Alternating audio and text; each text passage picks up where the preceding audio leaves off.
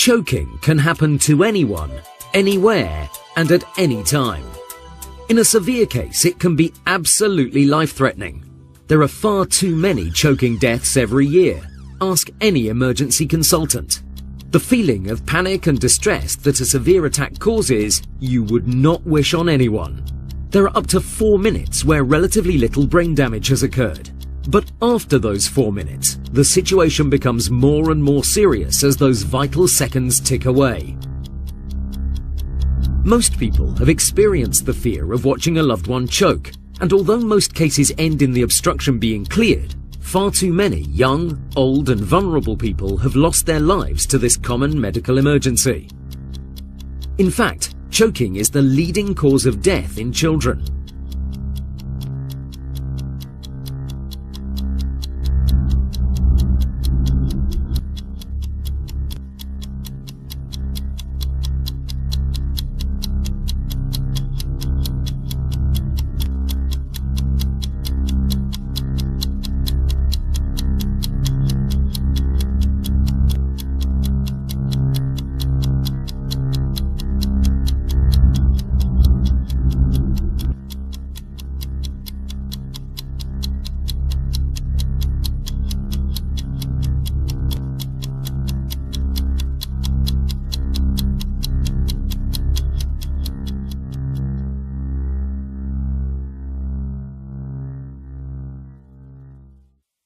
If trained in first aid, anyone who witnesses a choking emergency will have been taught traditional methods of extracting the foreign body which blocks the patient's airway, such as the Heimlich maneuver, which is now called abdominal thrusts. Although such techniques can be highly effective, if ineffective, the only course of action is to await an emergency response. Ambulance response times have dropped in recent years, which puts more and more of us at risk.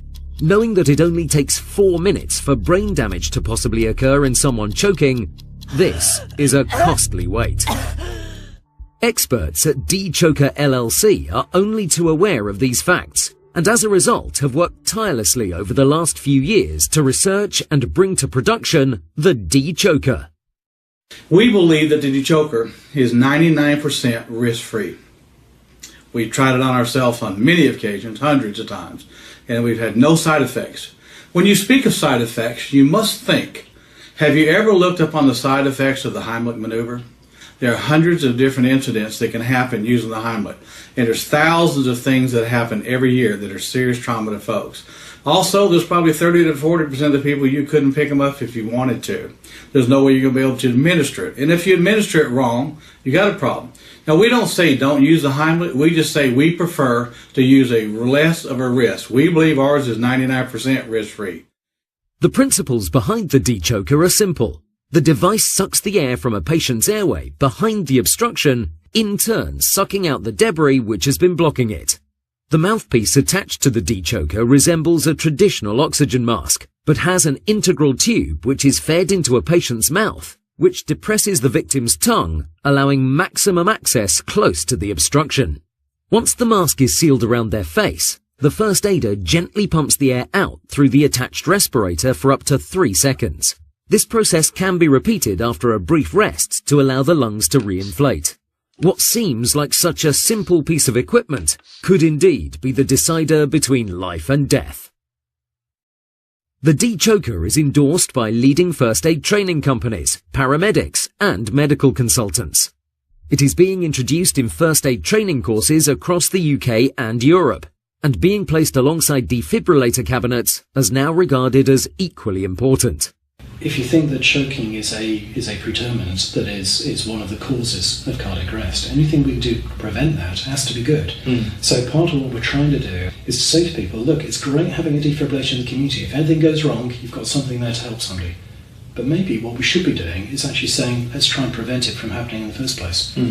Now, some we can't prevent, but things like choking, you can do something about. And you can do that through making sure that people within the community are aware what to do in the case of choking from the point of view of back slaps and tummy thrusts, but also place tools within the community that actually help address the choking before it even gets to the stage of where they're having to rely on the defibrillator as a point of last resort. So there's a bit of education to do in the community to help them realise that prevention is better than cure. But at the same time, if we could put the tools into the community to help with the cure, much like we've done with the defibrillators, there has to be, a big positive advantage. In the current resuscitation guidelines, it is advised that 5 back slaps are performed first and then followed, if necessary, by 5 abdominal thrusts. This used to be called the Heimlich maneuver. Without a doubt, these guidelines have saved many lives, but abdominal thrusts are not without risk.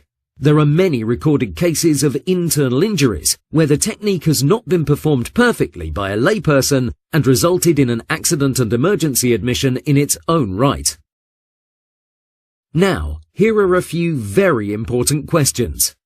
1. It is inadvisable to perform abdominal thrusts for pregnant women. So what to do? 2. How could a child or a disabled person perform abdominal thrusts on a large adult? 3. How can a partial or fully paralyzed care home resident who has, for example, a neck brace, be given back slaps or indeed abdominal thrusts? 4. What about a frail, bedbound geriatric patient? How could they tolerate such forceful treatment with possible osteoporosis? 5. What if it were you who were in a full-blown choking attack? How could you save yourself? Choking can happen to anyone, anywhere, and at any time. The D-Choker solves these problems instantly. Contact D-Choker Europe Limited for any questions you may have, or contact your first aid training company. Most of the leading companies stock the D-Choker. We have an in-house medical consultant should you wish to discuss choking treatments in more depth. Thank you.